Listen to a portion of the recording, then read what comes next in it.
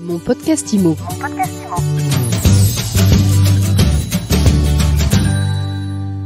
Bonjour et bienvenue dans ce nouvel épisode de mon podcast IMO. On parle rénovation énergétique aujourd'hui et le héros du jour, si j'ose dire, c'est Romain Villain. Bonjour. Bonjour Ariane. Vous êtes directeur général de Hero et vous êtes un peu le héros de la rénovation énergétique.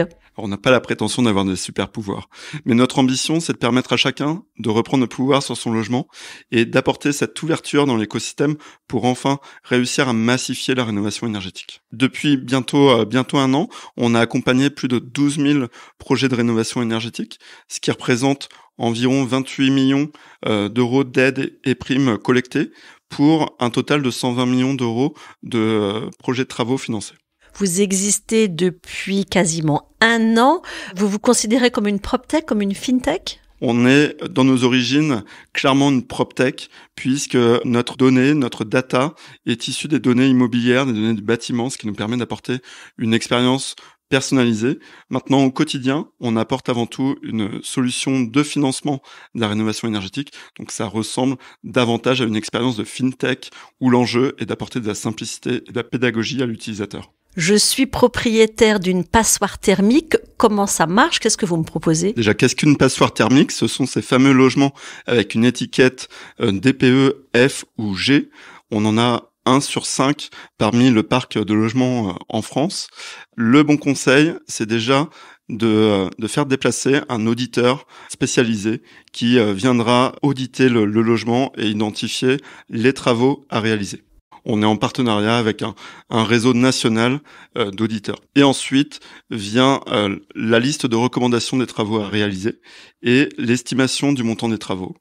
Et enfin, on apporte l'estimation du montant des aides et primes et le montant du financement du reste à charge pour accompagner jusqu'à l'activation de ce projet. Depuis que vous exercez sur ce marché, c'est quoi le montant moyen des opérations que vous suivez ? Alors, ce qu'on constate, c'est qu'on est encore sur des petits projets, plutôt un panier moyen de 10 000 euros de travaux, et plutôt des projets de mono-travaux.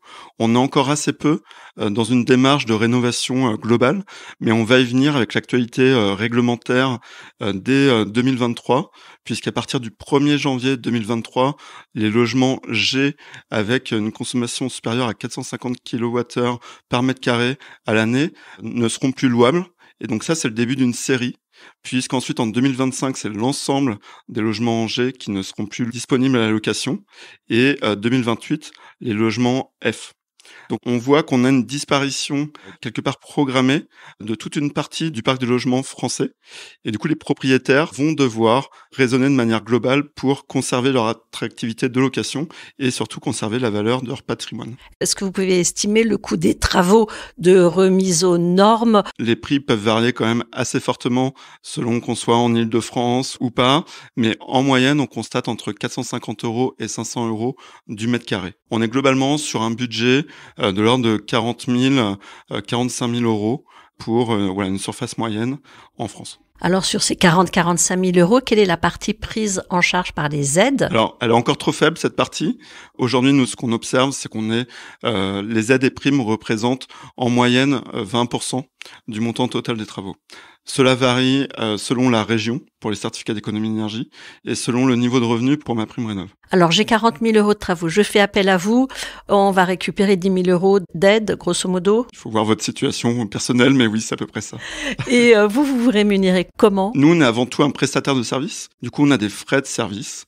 Et ces frais de service sont totalement offerts au client final, au particulier qui entreprend ces travaux, puisqu'ils sont financés par l'énergéticien qui a une obligation de certificat d'économie d'énergie. Voilà, c'est un modèle qu'on a voulu le plus vertueux possible pour passer à l'action et surtout massifier la rénovation énergétique. Alors comment vous gagnez votre vie ? Via des frais de service qui sont facturés et financés par les énergéticiens. J'imagine que votre formule d'accompagnement, elle doit intéresser aussi les professionnels de l'immobilier pour que justement ils puissent aider leurs clients. Oui, tout à fait. Tout ça est un écosystème. Rénover est avant tout un projet local. La prise de décision dépend du bâti. Rénover à Strasbourg, rénover à La Rochelle n'est pas la même chose. On choisit son artisan local et on est aussi conseillé par l'écosystème bancaire, mais aussi l'écosystème immobilier en local. Et c'est pour ça que on croit beaucoup au rôle que peut jouer la profession immobilière pour massifier la rénovation énergétique, jouer ce rôle de conseil pour faciliter la vente, faciliter l'achat et surtout sécuriser le parc locatif qu'ils peuvent avoir en gestion. Pour qu'on comprenne bien, j'ai une passoire thermique, je vais sur hero.fr, vous m'envoyez un diagnostiqueur, un auditeur. Combien ça va me coûter ? En moyenne, un audit énergétique vaut entre 500 et 1000 euros. Cela dépend de la localisation, cela dépend aussi de la surface de la maison.